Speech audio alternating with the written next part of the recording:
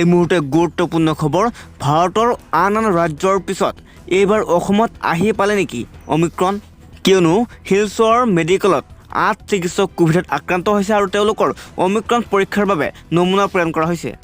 চাওক সবিশেষ হিলছৰ মেডিকেল কলেজত কৰোনাৰ প্ৰকোপ ৮ জনলৈ বৃদ্ধি পালে কৰোনাত আক্ৰান্ত চিকিৎসকৰ সংখ্যা অধীক্ষকসহ ৮ জন আক্ৰান্ত হৈছে কোভিডত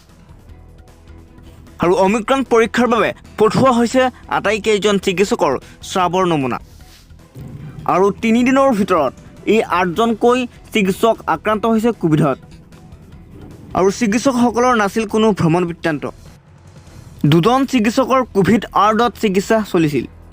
আৰু ৩জন চিকিৎসক আছিল হোম আইচলেশ্যনত বুধবাৰৰ দিনটোত পুনৰ ৩জনৰ দেহত পোৱা গৈছে কোভিড আৰু বিভিন্ন বিভাগত কৰ্মৰত আছিল এই ৮জন চিকিৎসক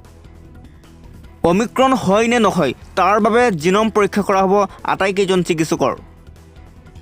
ভাৰতত বিগত ২৪ ঘণ্টাত 10 গুণ বৃদ্ধি পাইছে কোভিড আক্ৰান্তৰ সংখ্যা ইফালে আকৌ প্ৰয়োজন হ'লে পুনৰ বন্ধ কৰা হ'ব স্কুল কলেজ বুলি জাননী জাৰি কৰিছে কৰ্ণাটক চৰকাৰে আৰু অমিক্ৰণ বৃদ্ধি পোৱাৰ পৰিপ্ৰেক্ষিতত এই ঘোষণা কৰিছে কৰ্ণাটক চৰকাৰে